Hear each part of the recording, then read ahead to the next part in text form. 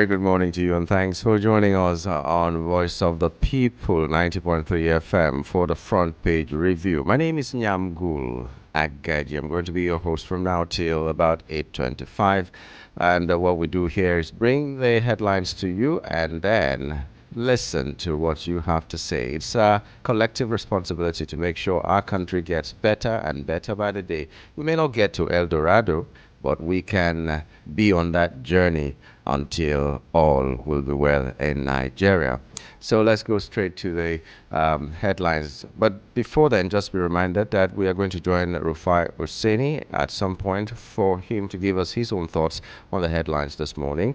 We also are going to have a guest who is always coming on a Sunday morning. I'm talking about Dr. Peter Anosike. We hope that he will be joining us about 7:30 this morning. So what do the papers say this morning?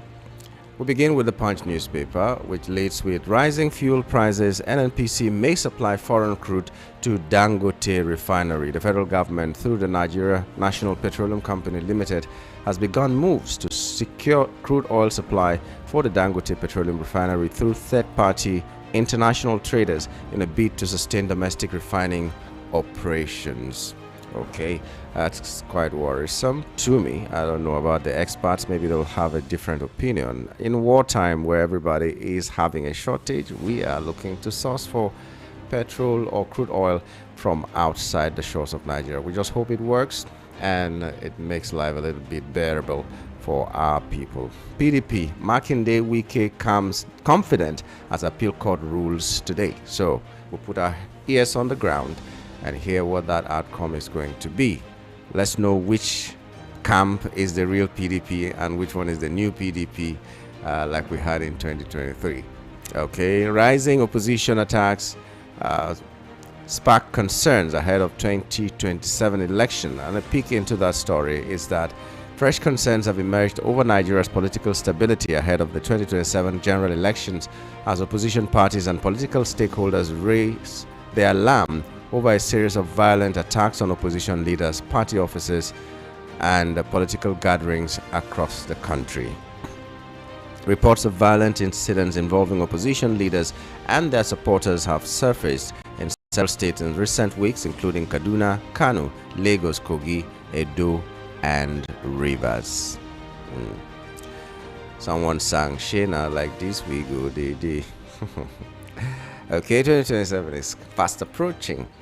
Debt servicing surpasses capital spending by 3.9 trillion naira in 2 years. That's another headline there on the Punch newspaper. And we have FAC, that is the Federation Account Allocation Committee. It has approved the transfer of 11.5 billion naira from the 0.5% stabilization fund to finance the operations of the subcommittees working on preparations for the 2026 National Budget Framework. This is according to official documents. Okay, so 11.5 billion naira for budget planning. Interesting. I don't even know what to say. Concerns as suspected thugs demolish 50 Lagos buildings. Stakeholders in the real estate sector have condemned the demolition of about 50 buildings in the Surulere community in Lagos State by suspected land grabbers, popularly known as Omonile, advocating the need for transparency and proper documentation in the real estate sector. Okay, government demolishes, thugs demolish, and we don't know who else. Okay, on the Vanguard newspaper, the leading headline is how 2.3 billion naira federal government electricity project failed. Okay, 2027 polls, parties scramble to meet Electoral Act deadline. And we also have other headlines here on the Vanguard newspaper. Let's take a foreign one. Iran names Mojtaba Khamenei new supreme leader after father's death. So we're going to, in the coming days, probably see what is going to happen there, because Trump, the American president, has warned that any leader that is chosen without his input or his approval, as the case may be, will not last. So is the son of Khamenei approved by Trump, or will Trump strike again if he's not approved by Trump? Okay, so that's what we're looking at. And in case you didn't know, some African countries have been affected by these bombings by Iran, America, Israel war, and all that. So you cannot say because Nigeria is far away from Iran, it may never affect us. It's affecting us already. It's because it's affecting the global market, at least in the oil sector and all that. So all of us should be concerned. If we need to pray, let's pray. If we need to act, let's act. Whatever we need to do to make sure that there's peace again in our world, let's do. Because the third world war will include everybody. And if it does, that means we suffer alike. Okay, defection. Abga asks Abaribe Ikweche to vacate National Assembly seats. Okay, so Abaribe and Ikweche, they should vacate. Abia State chapter of the All Progressives Grand Alliance has asked two federal lawmakers, Naya Abaribe and elects mascot Ikweche, to vacate their seats in the National Assembly following their recent defections to other political parties. The party said both lawmakers were elected on the ABGA platform and should relinquish their mandates after defecting to the African Democratic Congress ADC and the Labour Party respectively. So Abaribe has gone to ADC and Ikweche has gone to LP along with his governor and all that. So they should defect. They should leave their seats. They should vacate their seats. Does it ever happen in Nigeria? Okay, well, let's see how it is. We hope that the constitution will be amended and ambiguities removed from the constitution, because these are leeways that politicians find to do what they want to do and get away with it. So anyway, let's see how that works. Now we move on to other headlines. We also have from the Daily Trust newspaper, we also have the Khamenei succeeding his father as Iran's supreme leader. So we'll be watching that story.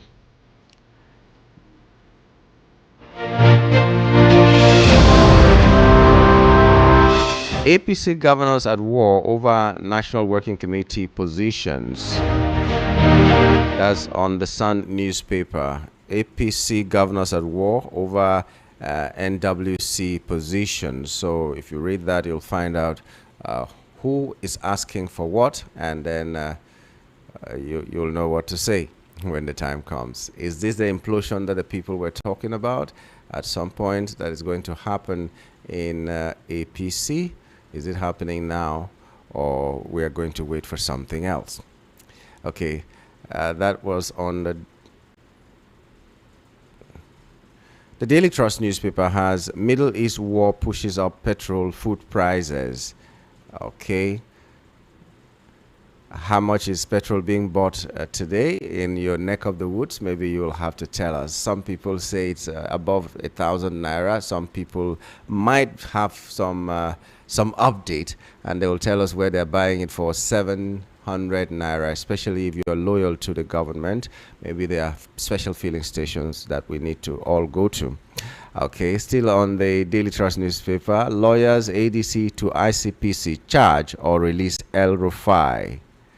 Charge or release El Rufai. Is either you charge him to court or you release him. That's what they're asking for. So if he's guilty, charge him to court and find him guilty. If he's not, let the court decide and let him go scot-free. That is as simple as that. That's how the law should work. Charge him or release him. Okay, so we also have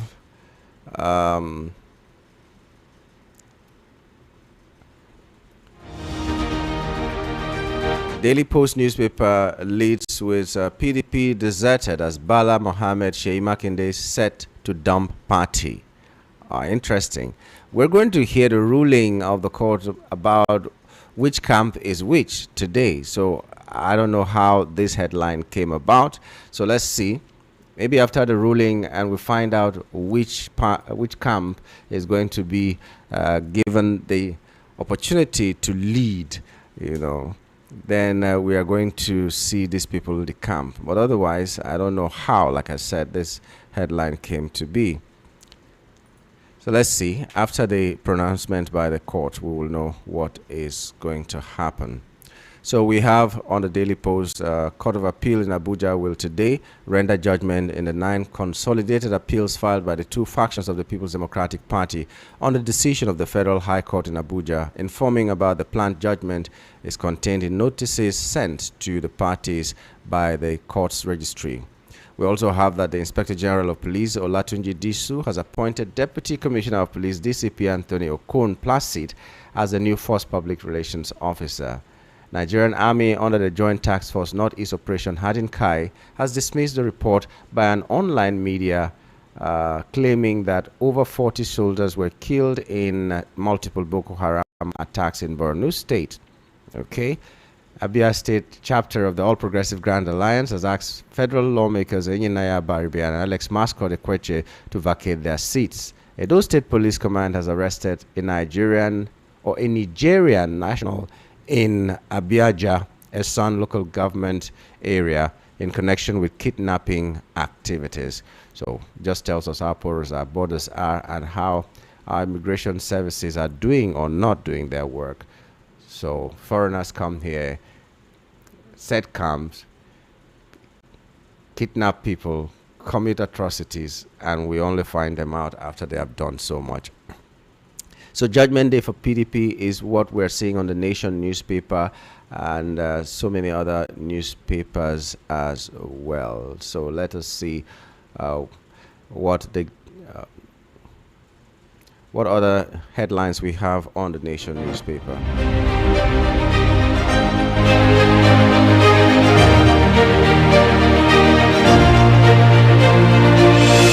ECOWAS pushes ahead with common currency plan. This has been in the pipeline for a very long time, and let's see how it's going to go. Maybe they're going to succeed now, and let's see also how it's going to help our economy in the West African states, because they are the ones that are pushing for this, a common currency. And I think we should even have a common currency in Africa. If we can have euro, and it's a common currency in the entire Europe, we can also have a common currency in Africa. But let's start with ECOWAS currency first of all. Okay, that should be all for now. Let's join Rufai Hosseini for his thoughts on the headlines this morning. Good morning, Rufai, and welcome to the program. So a couple of things making around. Marketers are seeking intervention as Middle East crisis is pushing petrol price above $1,000. So there's a rising cost of petrol price across the country because of the Middle Eastern crisis. Brent is about inching up to about $89 per barrel. So the rise in tensions in the Middle East have unsettled global markets. Missile attacks against UAE, Saudi, Qatar have heightened fears. Pump price now crossed the 1,000 naira per litre mark in parts of the country. And the oil marketers, Ipman president, is saying that federal government has to be able to intervene to cushion the effect.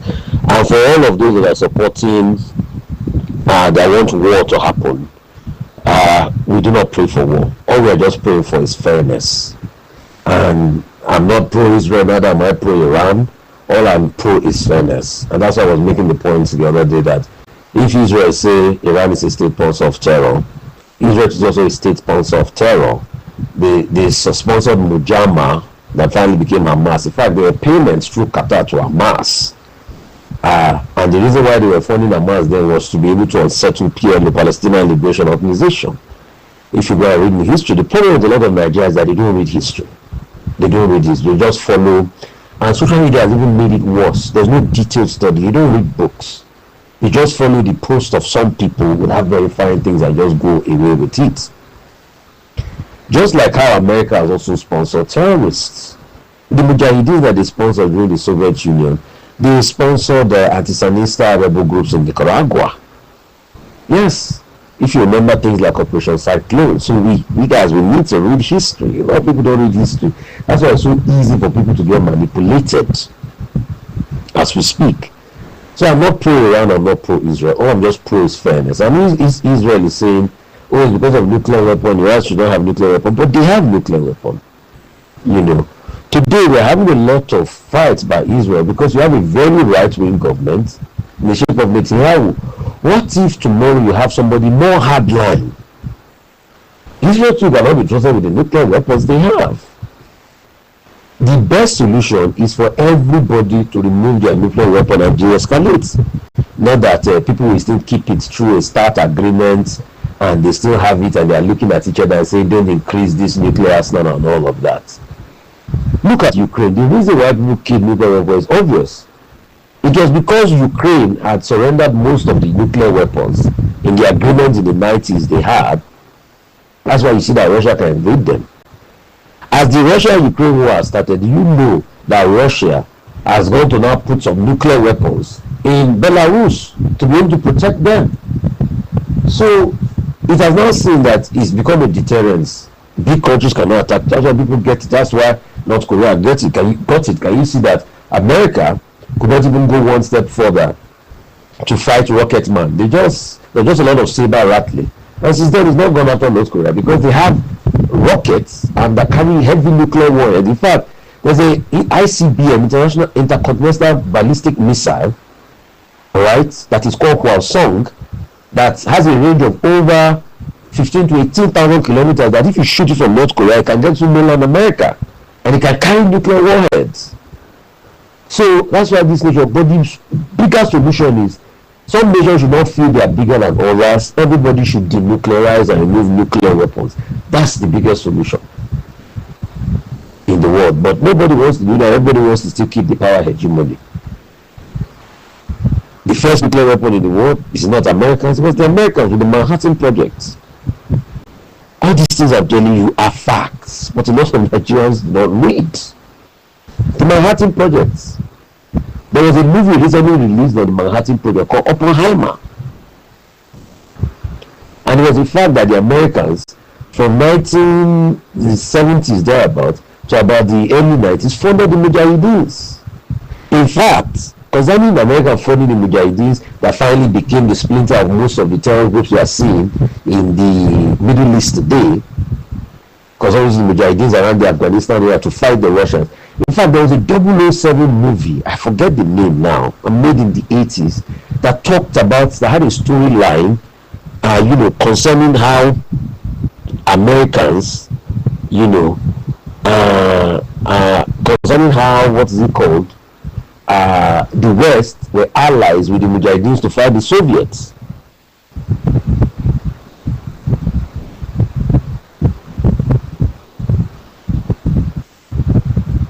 So these are the things people should read about. But a lot of people are very tunnel vision. For them, if you are not talking to favor Israel, forget it. If you are not talking for them, if you are not talking to favor Israel, when you make a nuanced argument, they say, oh, you are pro-Iran. I'm not pro-Iran. Iran also sponsors state terror. Hezbollah and the likes. Yes. But Israel also sponsors state terror. So everybody tells you, the Western talking point is Iran is a sponsor of state terror. So is Israel. I'm just talking about facts and balancing. The movie I was talking about that featured the Mujahideen is the 1987 film Living Daylights, which was one of the two films starring Timothy Dalton. In fact, the movie was set during the Soviet-Afghan War, specifically when the Soviet Union occupied Afghanistan. Alright? After escaping the Soviet air base, James Bond joined forces with the Mujahideen to stop a renegade Soviet General Gorky Korsov and an American arms dealer Bragmutica from using diamonds to buy a massive shipment of opium. This was a Western film that gave props, because a lot of you do not understand that film is also a way of international diplomacy. There are many things I'm going to be teaching you on this VOP platform. Film is a way of international diplomacy. A lot of people don't understand that James Bond storyline is one of the biggest British international diplomacy. MI6 and 007, those characters. So for them to pitch a story that James Bond worked with the Mujahideens to topple the Soviets was a credit to the Mujahideen then, because they were the ones that the West and the Americans was using to fight the Soviets during the Cold War. And that's why I go and check. Most James Bond movie from about 1967 to about 70 was talking about an atomic bomb, was talking about Spectre, right? Was talking about relations with the Soviet Union. So also teaching historical antecedents here, and that's why we should be careful. All we just want is for the war to end so that prices will be restored and things will be restored. I just need to give that international dynamics there because a lot of people do not understand what plays out on the global scene and affects us. Akpabio is saying the opposition party will remain confused till the end after 2027. Addressing the mammoth crowds at the international stadium, each time we make a law, opposition frowns. No. Akpabio, please do not insult the sensitivity of others. You people twisted the opposition. You made the law and you quickly signed it into law. It doesn't make it justified. I hope the same Akpabio that is talking, if they do it against you, you will not complain. Alright? So please, then the abused Labour Party and all of that. Is there yesterday I saw one man shouting on TV because of their many electoral laws saying we are likely to boycott election. My response is to tell the truth. You are boycotting election because you are not ready. It's not because they are not ready. It's because you are changing the laws prior to the game. If you also have nothing to fear, the thing we should ask the APC government that want to make a law that there must be a certain form of primaries that you can't explore that. Why do you need to go and change the way political parties do their primaries? And you forget that law is still going to be contested in court because all the Supreme Court judgments said do not meddle into internal party affairs. Wherever way, direct or indirect primaries that a party brings as its candidate is not for the function of the electoral laws. The electoral laws that will regulate the election process. But you are now putting a law to determine how parties are going to have their primaries because you want to stop them from jumping to another political party if it doesn't favor them. It shows that you have something to hide. So if it's the work of Akpabio that I have something to hide here. So let's be realistic. To avoid potential vulnerabilities, CBN is directing banks to conduct stress tests. So in the letter, the CBN directed Section 13, Section 3 of Bwala, which requires bank to maintain capital it considers adequate to cover risk arising from each bank's activities. So according to the CBN, the stress test is without prejudice to the contents of the CBN guideline on stress tests for Nigerian banks issued in March 2019. According to the CBN, the stress test will estimate the impact of banks' non-performing loans across provisions, capital adequacy ratio. It asks banks to apply credit exposure on and off balance sheet, including directors, insider-related exposure. However, where banks' financial account returns indicate a deterioration in a specific exposure as the stress testing date, these should be adopted as the baseline amount and performance status. In addition to the classification of credit portfolios across all performing watch lists, specialized loans, substandard doubts, full and loss baseline position shall include exposures at default and current provision level. Meanwhile, the CBN also disclosed that the primary stress scenarios should assume progressive deterioration of credit portfolio for over 12 years, aligned with the PG provisioning cycle. So what they're just saying is they want to see what a non-performing loan threshold is, all the thresholds, the insider exposure to loans and all of that. All of this is something that is in line with the current provision and Bwala Act and the things that are happening in the world as we speak. So banks will be able to have stress tests to be able to look at shocks. We celebrate our International Women's Day. We tell them that it is going to be well. We keep supporting the plight of women. We are here for she. And Labour Party candidate Peter Obi and Senator representing Anambra Central Victor Ume and Ben Obi yesterday officially registered with the ADC. Chieftains and Ola converge on Oka where they flagged off the registration exercise. So that's in line with all of the registration that they are doing now, right about now. Quack also cautioned supporters, cautioned Kano House of Assembly against removing deputy governors. All of that one is just politically motivated because the mindset is not going with them. That's why they're trying to remove him. Uboriwere is saying that Delta is no good area for opposition party. based on what is not for him to say. It's the election that will determine if it's a no-go area for opposition. And the truth is, things will continue to pan out that way. We'll continue to look at these things and ensure we make the argument. So I think every democracy should even be in support of opposition, because it keeps you on your toes, and that's what makes a viable system for democracy, not just one party having it all, at all times. We're still going to be exploring a lot of stories making rounds, and these stories are going to get around.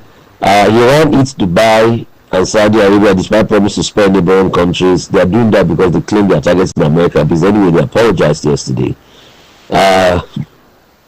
Look, NERC discovered Disco received 207 billion from the 258 billion billed in December. I would unlock 150,000 barrels per day. July says OPL 245 settlement paves for Zabazaba Enter projects. That one is going on. And there's another story here that Obi is speaking. It defies threat, vows to contest. Has condemned recent attacks on opposition figures, saying that no group has a monopoly of violence. Obi are some of the ADC chieftains and the coordinator of this obedient movement said it. In a post on X, Tanko said the opposition figures were attacked at the residence of Chief John Odigo Oyegu. 2 days later, ADC National Secretary described the attack as a grave and disturbing development, which amounts to a major setback for the country. But Mehdi Okwebolo describing it as a spill-off of internal issues. So, I mean, that conversation is just rolling on back and forth. Insecurity escalates and move for state police intensify. There are fears that crude may hit $130 per barrel, experts say. Petrol stabilizes at 1,040 naira. Very sad. And I saw some very gory videos, and I don't know what the government is doing to fight insecurity. From Ngoshe community in Borno State, some of our sources, they did send me the gory videos, the killing. Oh goodness me! Oh God! I saw human brains being smashed on the floor by these terrorists. President Tinubu, please. We can't keep playing games with this insecurity. It is time to be able to do something about this wanton level of insecurity to country. Because if we don't do, no, our lives will not become better. So it's sad. It's sad. It's sad. And there's another story making it around that Dangote gantry has increased price to 995 naira per litre, up from 874 at the weekend, which has pushed fuel retail pump price to over 1,000 naira per litre.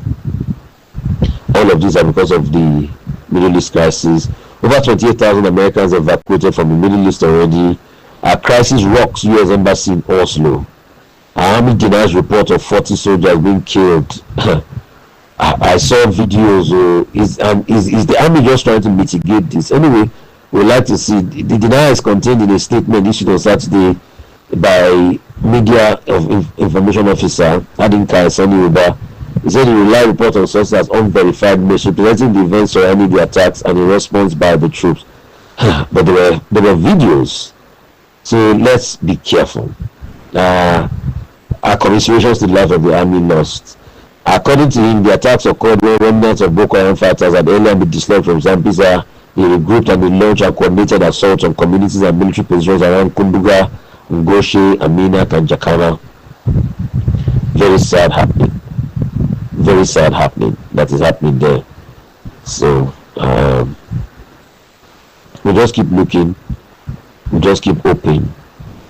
Why Nigeria 2027 general election is war for Nigerians? Elections are not war. Elections are a festival and a celebration of ideas. So we must keep pushing. Bwala first reached us requesting false narrative against Tinubu camp. So the media officer of former Vice President Atiku Abubakar has lashed out heavily on President Tinubu's spokesperson Bwala. The cabinet statement on Saturday, the statement which was signed by Frank Shaibu alleged that Bwala previously approached them with a request to manufacture false narrative against the current administration. We remain in possession of his message requesting that the media team issue a press statement claiming that Tinubu and his associates were threatening his life, Shaibu revealed. According to Shaibu, the team deliberately declined the request, labeling it as a frivolous and opportunistic attempt at political theatre. This comes against the backdrop of widely circulated interview on Al Jazeera between Bwala and Mehdi Hasan. Articles can argue that the interview instead exposed the moral bankruptcy of dismissing grave national issues as mere politics. Shaibu particularly blasted Bwala's defense of the government on record on insecurity, stating that trivializing the loss of thousands of Nigerian lives over the past 2 years is nothing short of wickedness. The interviewer methodically dismantled the talking points he came armed with and exposed the contradiction between his past and his present postures. Wow, that's a very sad one. APC chieftain condemns attack on Amechi ADC secretariat in Rivers. That's a very sad one. We shouldn't have politics of bitterness. We shouldn't have politics of strife. And Chelsea keeps doing very interestingly anyway.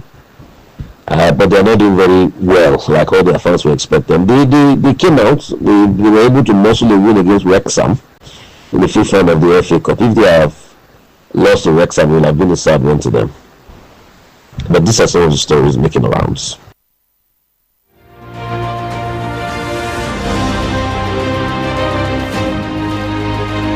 Thank you very much, Rufai, for your take on some of the headlines this morning. And still the voice of the people, 90.3 FM. My name is Aniagolu Agaji. And this is Front Page Review.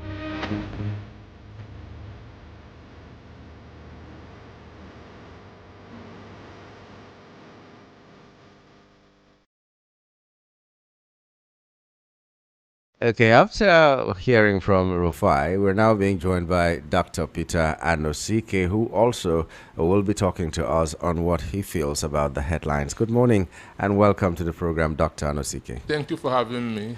Okay, it's been a very, very eventful weekend. Most of the things that people talked about that I saw was... or were the talking points of Bwala, or the interview generally of Bwala and Mehdi Hasan. I'd like you to give your own comments, how you saw that interview and how it translates to the way information gets to the authorities and from the authorities to the people. People are condemning what Daniel said during the interview. But they should remember that Bwala said that that once you enter APC, your brain will stop working. So he is now in APC, his brain has stopped working. So that's why he was denying what he said previously. Understand me? That is why he was denying what he said previously, because his brain has stopped working. And when somebody's brain stops working, you can no longer remember what you said. Understand? But it is shameful.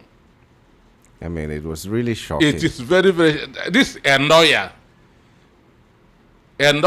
who studied logic and clear thought, who can no longer differentiate between contradictions. Well, it's not a surprise for me, because his brain has stopped working because he has entered the APC. His own words, anyway. That's what he said. And that's the same thing Mehdi Hasan was saying. These are your words. These are your words. He kept saying, these are your words. And I said, I'm just hearing that for the first time. Because his brain has stopped working. Oh, interesting. Anyway, back home here, rising fuel prices, NNPC may supply foreign crude to Dangote refinery. We've seen situations. In fact, there's a headline that says that in some areas, fuel, as at this morning, is 1,040 naira. Sure. But but supplying crude to Dangote would not really help. Understand? Supplying crude to because right now Dangote can. Why we're experiencing it's supposed to be an oil boom. Yeah. For Nigeria, because our product is now selling very high in the international market. So we are supposed to be celebrating at this point in time. But the truth is that Dangote cannot even access 500,000 barrels from NNPC. Understand me? So that's why he is importing. And he is importing at the international price. And he has to sell at the international price. But even if he buys from Nigeria, he has to buy with the international price. At the international price, yes. Except that he doesn't need to source for dollar to do that. So that's the difference. There was an agreement that they should be selling crude in Naira, didn't you? Yes.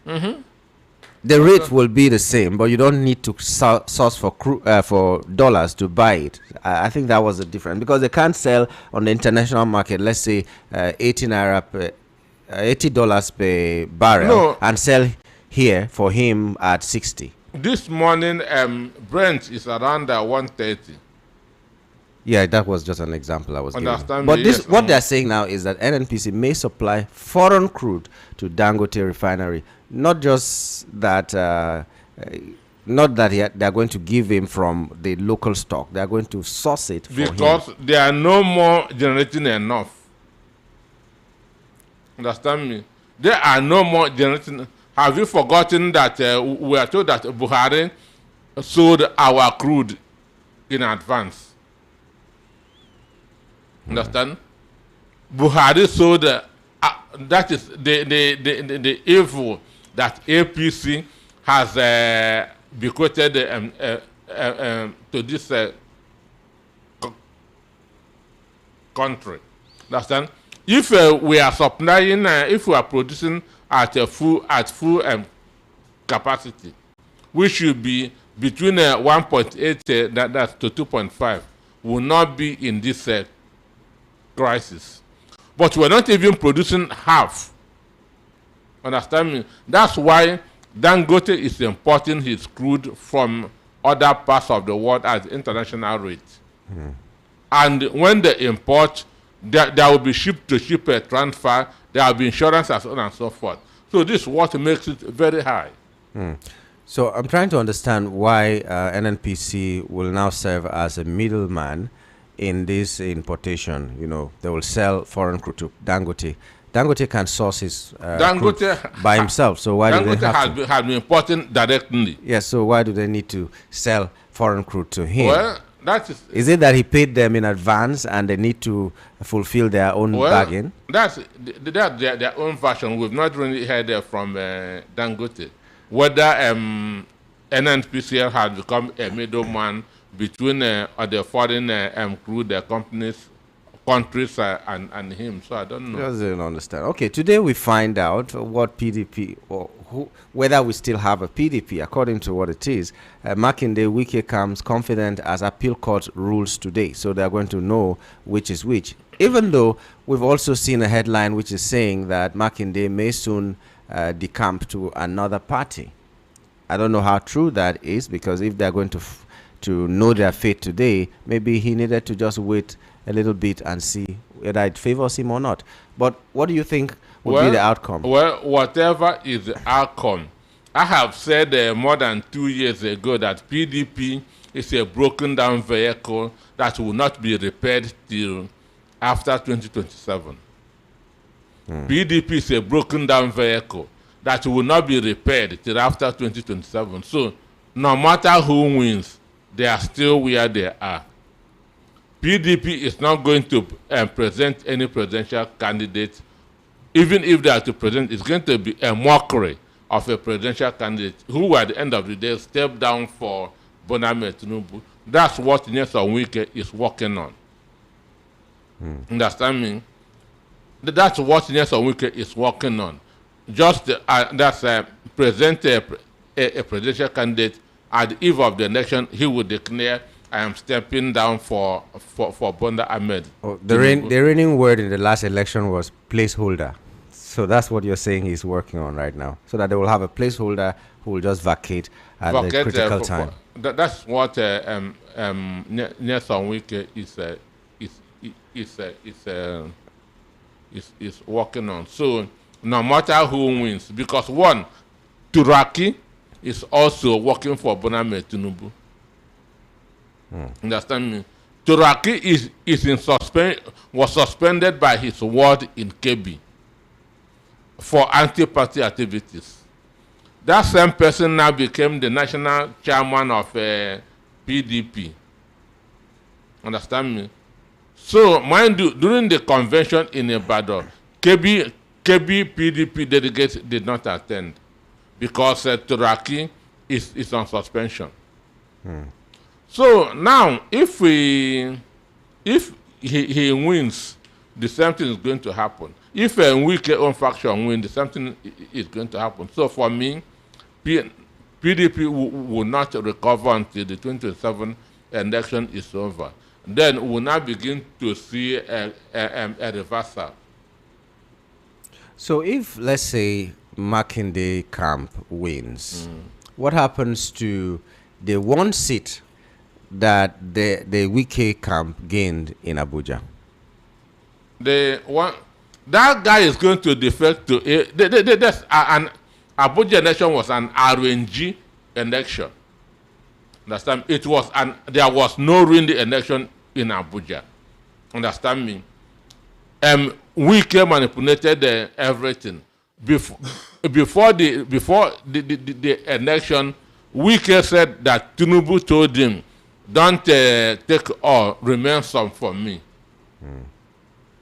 So, but as somebody with a slave mentality, he decided to give the bulk to his master, understand, and now keep only one. So at the end of the day, that one now is going to, they come to APC. So those things we are arranged, understand me? So PDP shouldn't rejoice. That candidate is APC candidate. It was all arranged. Okay, rising opposition attacks sparks concerns ahead of 2027 elections. We saw in Edo, we've heard now in the River State, and we've seen so many other states that are coming up. There have been attacks on leaders of the opposition parties. What is this? Is this a picture of what 2027 is going to be? Ask yourself, why is this not going on in the north? Ask yourself, why is this attack on the opposition not going on in the north? We've seen that, according to the report, in Kaduna, Kanu, Kogi, they are also happening. Then Lagos, Edo, and Rivers. No, the Kaduna is just between El-Rufai and Oba Sani. Understand? In Kogi is somebody who should be in prison, Yahaya Bendo, fighting that's Abodi Udaran. Understand? So when they say that the North are far more sophisticated politically, people in the South will begin to make noise. But it is true.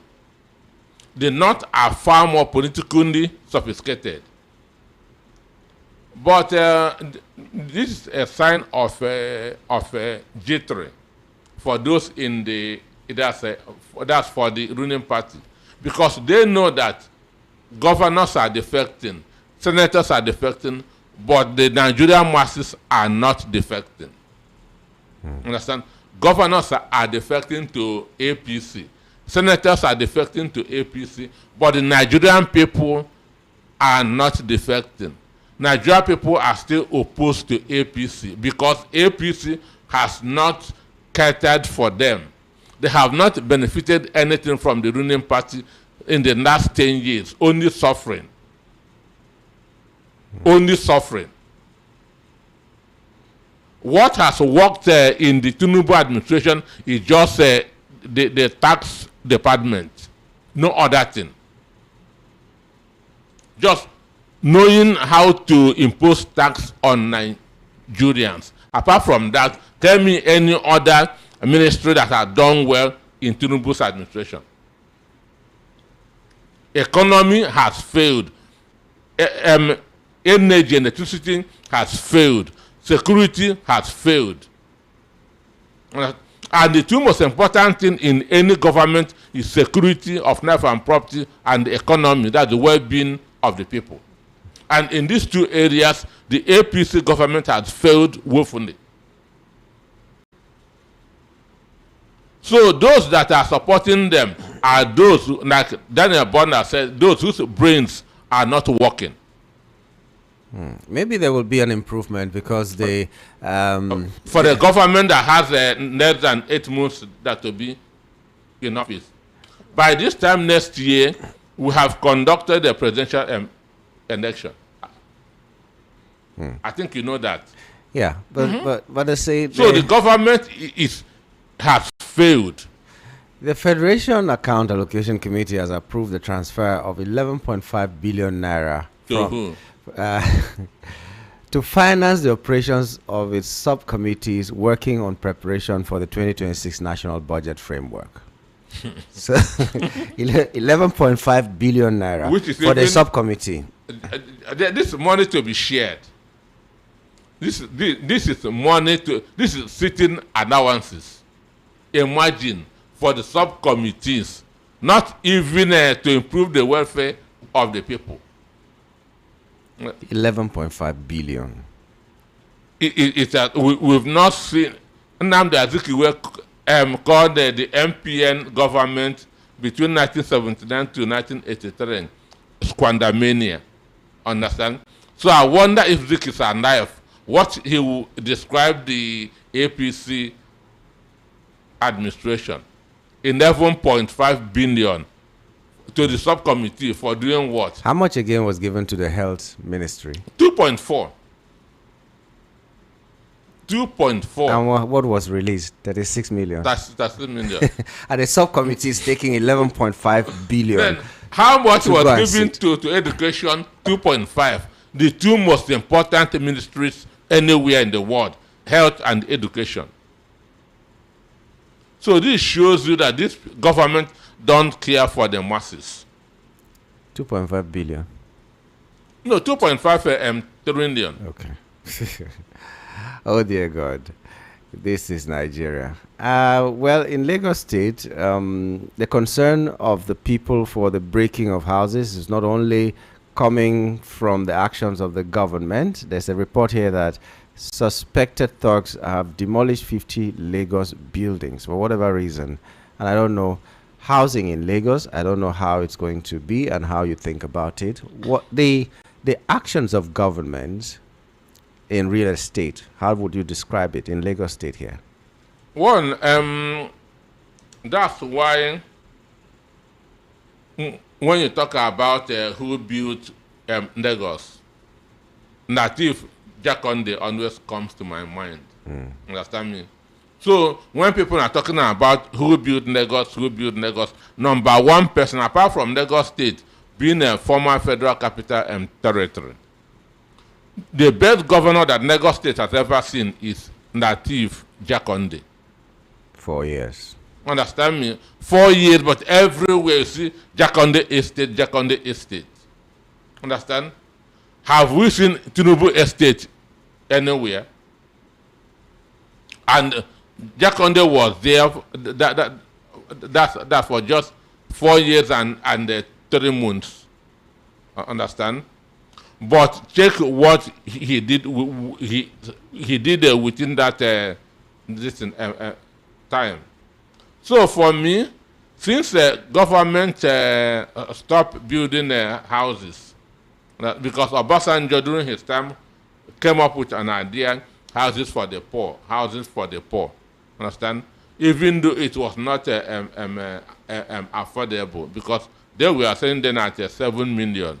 Even though you have that to go through the first bank to be able to pay. But government stopped building houses for the poor. And right now, building houses is not easy. Going by the how much a bag of cement is. Possibly that's why the federal government was thinking about building bamboo houses for low cost, low income earners, middle income earners. Last year there was that report that they were thinking about building bamboo houses for Nigerians. If they should build a bamboo, I believe in leadership by example. The Minister of Housing should first of all live there, because you can just imagine what will happen if there's a fire on a house built with bamboo. So the Minister of Housing should first of all live there. Okay. So we have a government that has no direction at all. On the foreign scene, Iran has named the son of Khamenei as supreme leader after father's death. So, how would you see that? Trump said they cannot name anybody that he does not approve. He's a candidate. That's a death sentence for him. Understand me? Naming him is practically a death sentence for him, because he can never survive Mossad. Understand me? He can never. Mossad has penetrated the Iranian security. They are everywhere in Iran. Understand? So, and then this regime cannot survive the next 1 week. This regime cannot survive the next 1 week, unless they want to turn Tehran to another Gaza. Wow. Okay. This morning, I've said this before, but I've seen a headline just popping up now that somewhere in this country, fuel is being bought for 1,400 naira. I saw it in News Express this morning. I saw it in News Express this morning. So where are we heading? One, just like I said on Saturday, it just this is because that's of the war in the war in the Middle East. Understand? And that's where the bulk of the oil is coming from. So anytime there's crisis in the Middle East, price of fuel jumps. It has nothing to do with our federal government. So Tinubu has no hand in it, because and that being objective. When you do that, the right thing, I praise you. You do the wrong thing, I condemn you. So Tinubu has no hand in the current rising of fuel. Understand? It is because of the war in Iran. But do countries that produce oil not have a plan for eventualities like this one? I say we are not even producing half of our quota. That's the problem. We are importing crude. We have crude, but we are importing. And we are importing. That's at the international rate. Assuming we are producing in full, we are supposed to be celebrating now. Understand me? We are supposed to be witnessing oil boom now. We've not had it this good. That's as in the 70s when Gowon was there. That was why he said that our problem is not money, but how to spend it. Yeah, understand me? Dodgy. Okay. But that means the federal government had something they could have done, because the question is, why are we not able to produce as much as we should produce? The corruption there and what Buhari did by sending our crude in advance. He sold our crude in advance. Is that why we cannot produce as much? The ones you are producing now, you have to be settled those that you are going. Anyway, this one is a funny headline. Maybe depends on who is listening or who is reading it. Teenage pregnancies highest in northern Nigeria. That's according to a report here now. And that is where we have morality police and so many other Sharia and all that. So how come there are more teenage pregnancies up north? For me, it is the rate of poverty. Understand me? Poverty is the main reason. Because most of these children will be out of school. They will be out of school, maybe sending one thing or the other. And any man that is able to bring 500 naira to them, they can accept anything. So for me, the main reason should be poverty. So we have a region that you just said that are politically more advanced, having the highest rate of poverty in the same country. It doesn't make sense to me. So you hold the power, yet your people are impoverished. It is deliberate. It is deliberate. And if Nigerians are studying, if Nigerians are reading, because when I wonder declared the free education in the western Nigeria, Sadwana asked Abubakar, he told Sadwana Amadu Bello, declare free education that's in the north. Sadwana said, if we declare free education, who will be serving our children? Oh. Do you understand me? That's what Sadwana told Awolowo.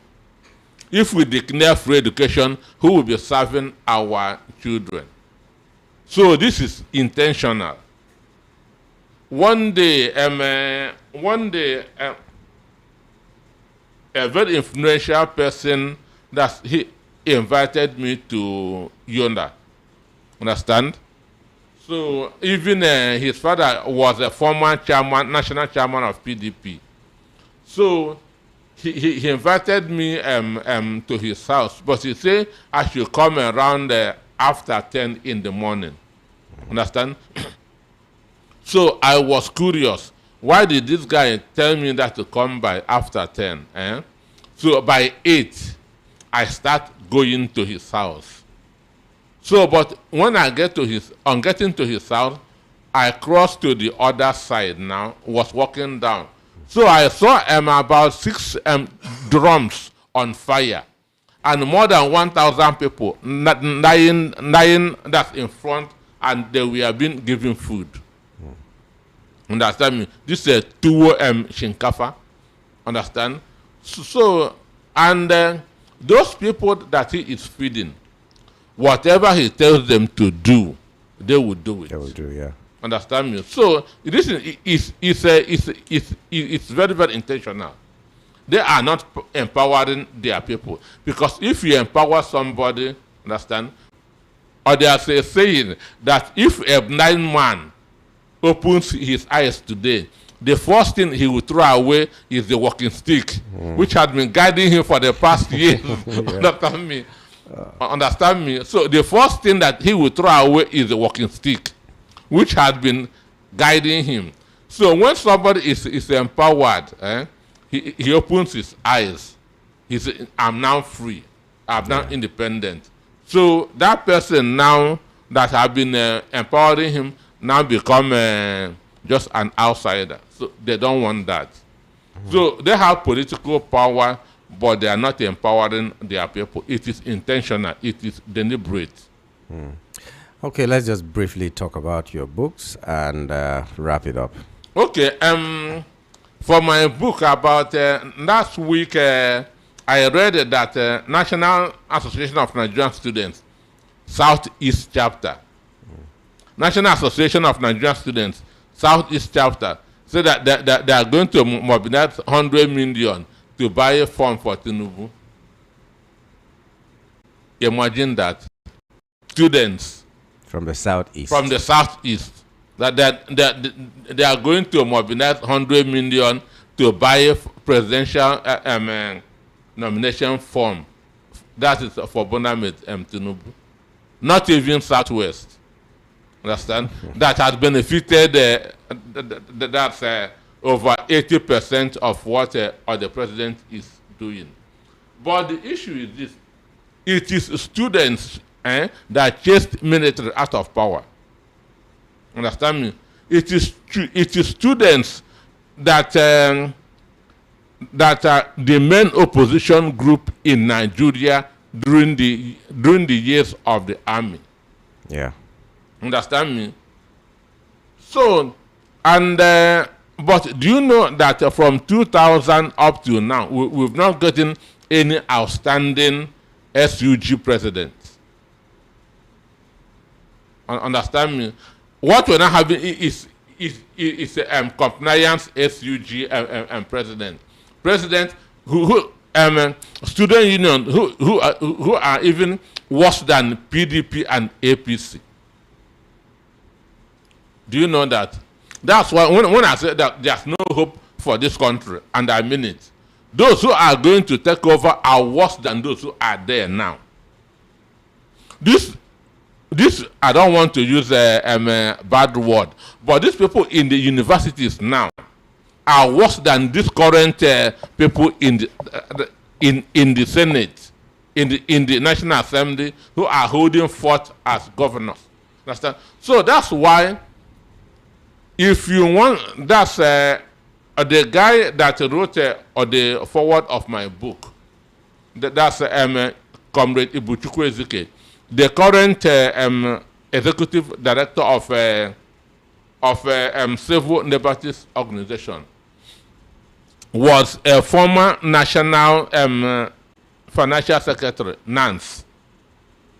Understand me? And he, in the foreword, he wrote about how military was chased out of power. And if you go through that foreword, you will see that it was done by basically students.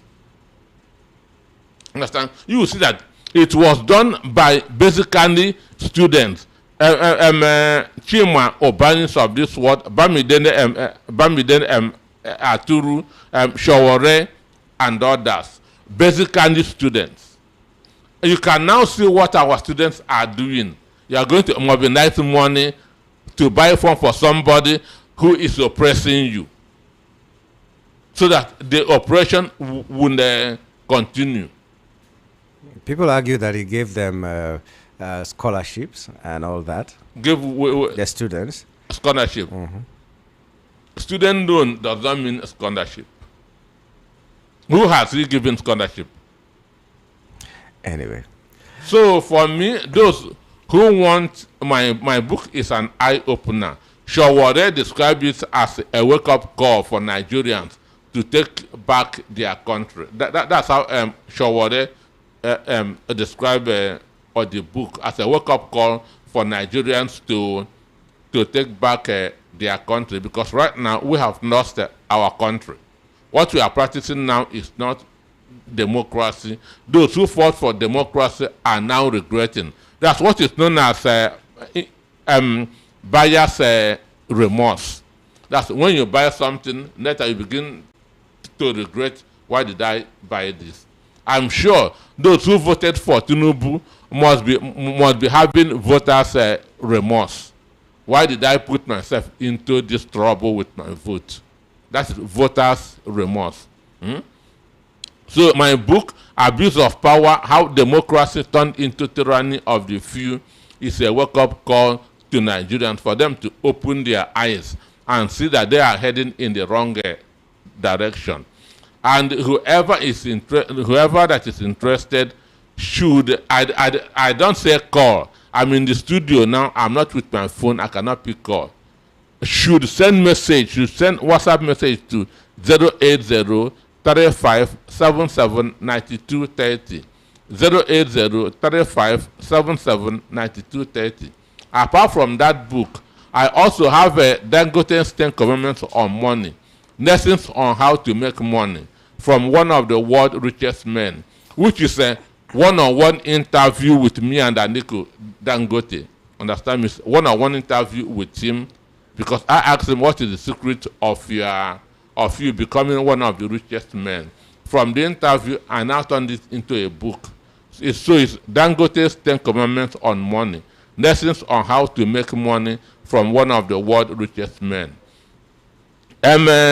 Wall Street Journal, which is the biggest newspaper in America, described the book as one of the best development books in the world. One of the best development books in the world. And here in Nigeria, Small Medium Enterprises Development Agency of Nigeria, SMEDAN, we all know it. SMEDAN is using that book as a workbook for grooming entrepreneurs. So I have Dangote's statement on money. I have how to become the best that you can be. That's a self-development book. And each of them is 5,000 naira. So if you are interested, send a WhatsApp message or just ordinary message to 080-3577-9230. Call the number again. 080-3577-9230. Okay. Thank you very much, Dr. Anosike, for your time this morning. We've overrun by so many minutes, but it was worth it. Thank you very much. Thank Have you a for wonderful having day. me. Thank you. Okay, the numbers to call in case you want to contribute are 0700 903 903 903 0700 903 903 903. You can also call 080-3692-9933 080-3692-9933, or for WhatsApp you call or text, send a message to 081-7175-6338 081-7175-6338. Hello, good morning. Good morning. Okay. Hello. Yeah, good morning. Good morning to you. Good morning to your guest, Mr. Anosike. My name is Akodeba. I'm calling you from Apapa. Yeah, go ahead. Inyamgo, please, I want to ask you a question. Can a country where truth is the most expensive commodity make progress? That's deep. Because the most expensive commodity right now in Nigeria is truth. And I wonder if where truth is very expensive, I wonder if the people can make progress. Look at exactly what Daniel Bwala went out there in London. Look at the show of shame. The other day it was Shei Law. That is, everything about Nigeria right now is just a lie and a lie and a lie. So how can we make progress with this? I have been thinking about this. I have been pondering about it. If all these things are lies and we want to make progress out of it, is that possible? Because those who are supporting this government, I think they are the ones who are to give me this answer. Because every day I move out of the street of Nigeria, I am not seeing any progress. Even to the extent that the government has set up a committee to be telling us what they have done. Instead of me to be feeling what they have done, they call people to continue. Just like people like Bwala, people like Sheilo are to tell me what the government is doing, why I should be feeling it myself. There is absolute nothing is going on in terms of governance. There's absolute nothing. The only thing that is thriving right now is lie upon lies. I'm beginning to wonder if we can make progress with that. If anybody with an answer, please should give me, because I'm a bit confused and lost. Can we make progress with lies and deceit and propaganda? Thank you. Thank you very much. Hello. Hello, Yango. Good morning. This is Fabulous speaking. Go ahead, Fabulous. Yango, can you hear me? Yes, I can hear you. Okay, good morning. Good morning. So, this is Fabulous speaking from Thailand. I'm calling from Thailand. Go ahead. Uncle Wanosike, I greet you. Regarding the situation of Nigeria, as a matter of fact, I listened to Brother Wanosike to exonerate President Tinubu regarding the fluctuation of oil price. You see, I want us to understand that the government of APC is not the government you will come and say, oh, let me not exonerate President Tinubu from this. He's doing well from this. It is not his fault about the oil. How? How, Uncle Wanosike? You were there when he came on board. He said subsidy is gone. He is the chairman of the what they're calling the Minister of Petroleum. They have not given us account. That company is opaque. Every corruption that is going on now, Tinubu never take any action. Uncle Wanosike want to exonerate him that he want to balance everything. No. APC government is not the one you say let me balance it, because these guys are not balancing it for Nigeria. If in your opposition, don't give APC government any credit in anything, because that thing you are giving them credit, when you dig inside it very well, you will know that they don't even deserve the credit. So please, brother Wanosike, I know that you are a very intelligent man and you are a very good citizen of Nigeria, but the kind of situation we are now in Nigeria, someone needs to stand in one place. We don't need to say today, Tinubu is bad. These people are capable of coming tomorrow and make white to become black. Next tomorrow will change it to be manipulating us. So for you to remain as a strong man, stand on one place at this point. Don't give them credit, even though they deserve it. Don't give them credit. Thank you. Thank you very much. Okay. Call us now. Let's hear you. Hello, good morning. Morning. Good morning, my brother. Yeah. Yangu, Yes, sir. please, you people are wonderful. Thank you. First and foremost, I want to give a very big thanks to my sister that anchored evening program yesterday. So she is, in fact, she will go far. Amen. My brother, we are listening to you people. We are following what you people are doing. But what I want to say is this. All effort of VOP will never ever be in vain. Amen. There will be progress. We are listening. You people are educating more people. But maybe they don't have credit to call one thing or the other. Well, I'm Mr. Chris from Ogun State, Igbesa. So my brother, keep it up. Thank you. I thank my senior brother there.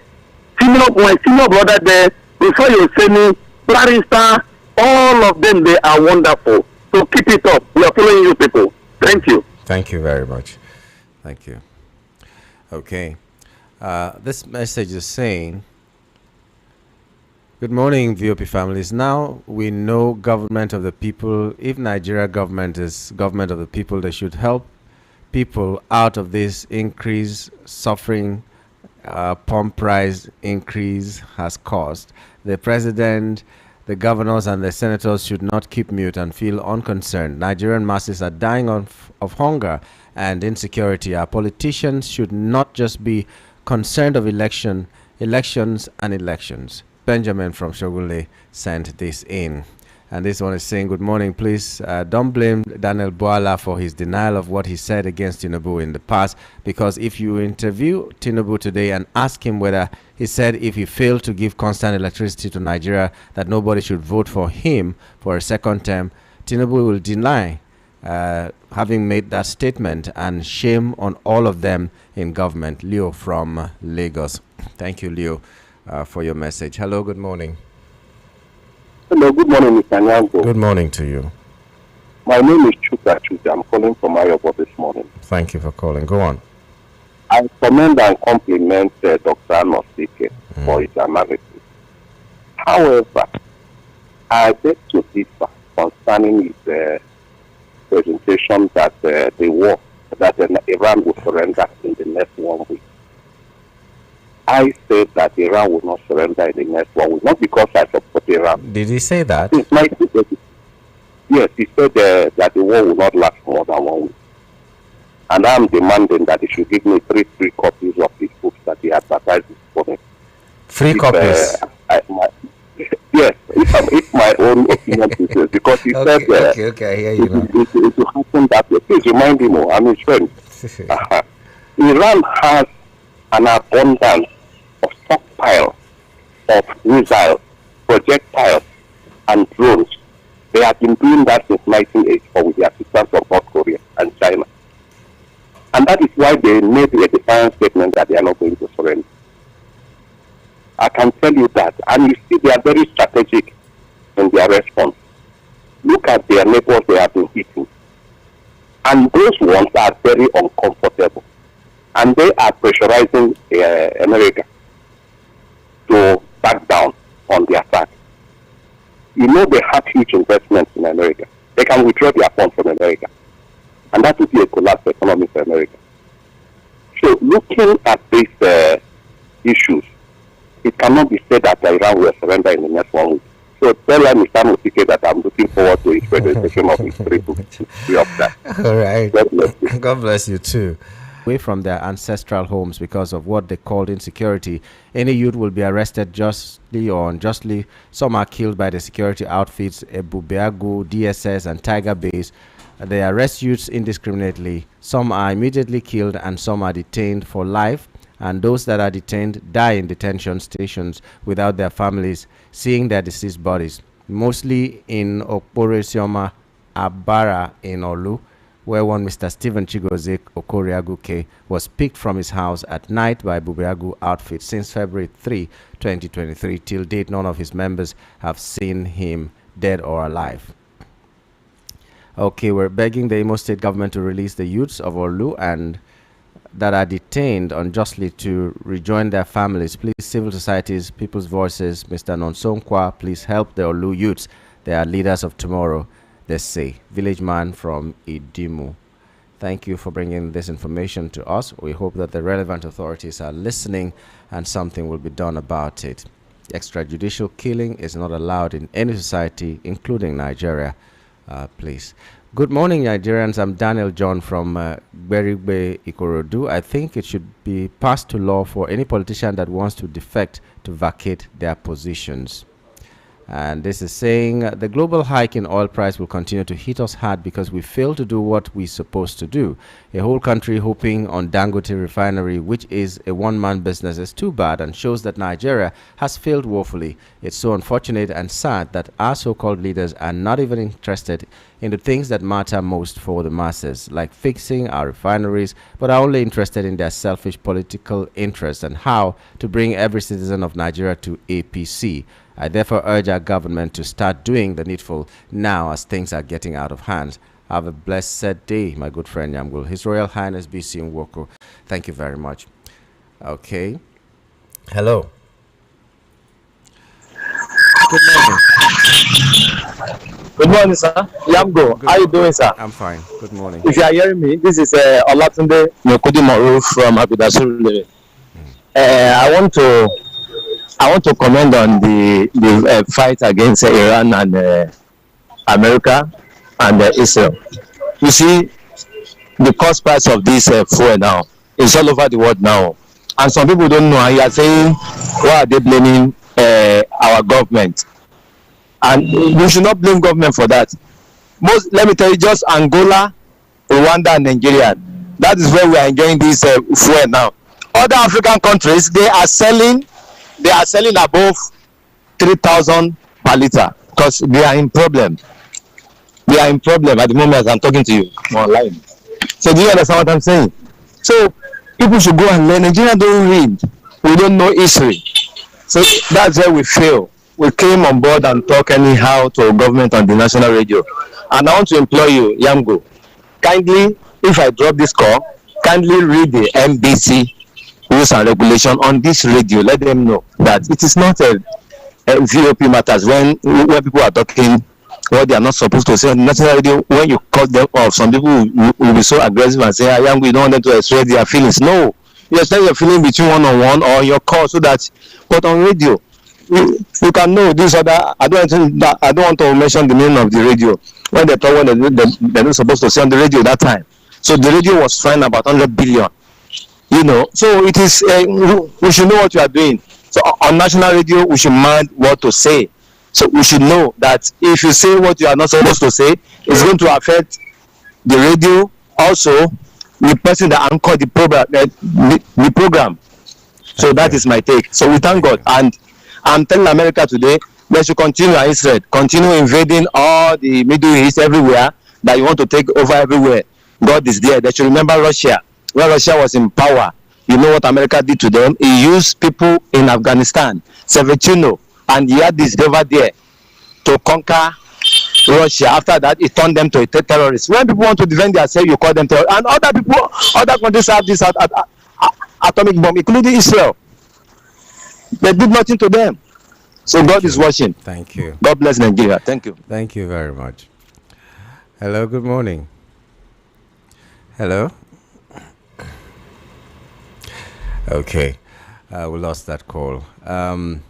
Stevie Kelu is saying, Bwala cannot give what he does not have, but Nyamgul, can a Nigerian journalist have the nerve to ask such questions as Al Jazeera man did? Kudos to Al Jazeera. It beats me hollow that the Iran-Israel war is affecting prices of petrol, gas, goods, and services in Nigeria, while those in war-torn zones, there is still steady electricity and no changes in their prices of petrol, gas, and goods and services. May God bless Nigeria. Stevie Kelu, Maryland. You asked the question if Nigerian journalists can ask questions. Yes, Nigerian journalists ask questions, but you know what the politicians do? They shout you down. That's what Bwala could not do to the Al Jazeera man. They shout you down, they can walk out of the studio, and they blackmail you and tell you that you don't do your research and all that and all that. That's what they do in Nigeria. So it's largely not the fault of the journalists. The journalists asked, do you remember what happened in Calabar at one time? A journalist asked a high-ranking politician, who bankrolls you? And the meeting stopped at that point because he used the remaining about 1 hour to shout down this person, wash down this person, and that was the end of that. He did not give account. He did not tell anybody who bankrolls him or whether he was not bankrolled. He was talking about how important his family was. That's what luxury Bwala didn't have. So it's not that Nigerian journalists don't ask questions. Have you seen how many names Rufai Hosseini, for instance, have been given in Nigeria? He's arrogant, he's abusive, he's rude, he's this and that when he challenges people. Have you seen how much they talk about Kimboloye when he asks some questions? That's how they behave in Nigeria. They are above the law. But when you go out and you're carrying your bag elsewhere, you behave yourself, and then people know you for who you are. That's the difference. They take us for granted. They don't see us finish. That's how we see in Nigeria. It's not because we don't ask the questions that we should ask, but they evade it and get away with it. Okay, but let's just take some more messages, or let's take one call and then a few messages before we wrap up for the first half of this show. Hello, good morning. Hello, Yamgo. Good morning. Morning to you. Yeah. Anyway, I thank God I was able to call me now. I'm calling from Oshodi. Yeah. I want to analyze 3 issues within just few minutes, just by 1 or 2 minutes. Yeah. I want to speak about our society first. Then I will talk about the military. Then I can talk about Iran. First, I was following this very dark man issue with the Port Harcourt lady about the primary school. And then you can see the kind of society that we have. And that is why this society cannot develop. They have now turned renovating, putting a primary school in order for a community. They have now politicized it. Now the House of Rep member is now calling. Now I don't even know what the chairman is still doing on seat by now. I don't even know what the chairman of that community is still doing on seat. You cannot try that anywhere in the world. They will have removed him. So I don't know what Fubara is still looking to still keep that local government chairman on seat, or maybe the House of Assembly members. And you will see how funny it is. When VDM and his crew went to meet the king, a society where you have a dilapidated school, the king, I don't know the impact the king has made to improve that school. Only for the first person to stand up and say, when you are coming to meet our king, you come with cola nut. A society was going to be happy for them and tell them that, look, when the workers work, they want to eat in the afternoon, they should come to the palace, we will give them good. But what did they do? They said they should bring cola nut, and those VDM guys, they drop money on their table. And I bet that's just the first money, they will collect more. That's how dangerous and how damaged our society has been. When people come to your community for help, the first approach you tell them is to bring money. That's the problem we are facing in our society. And it's not peculiar to Port Harcourt. It's not as if because it's happening in Port Harcourt. Everywhere, this is how these people behave. All these, particularly all these so-called urbans and the likes of them like that. That is one by the way. Number two, you see, this insecurity in our country. I'm not always Please comfortable be very, with the way I move be around. very brief because our time is running out. Please, sorry. Go on. Okay. Let me just cut it short. Now, the security in our society, I'm not comfortable with the way there are so many military bases in Lagos. All these military bases are going to be moved out of Lagos. When you look at the Lagos Southwest alone, there are more than 5 cantonments. I don't know what they are doing in Lagos. That is by the way. Let me speak on Iran, and I will always speak on Iran. You see, sometimes when you bring your guests on studio, your guests might be very good when it comes to local politics. But when it comes to international politics, I will keep repeating it. Your guest doesn't have knowledge about international.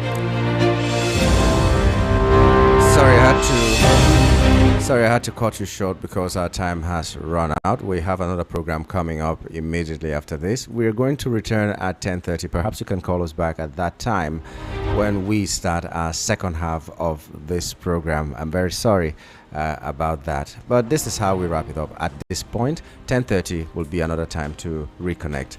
My name is Nyamgul Agaji. See you around.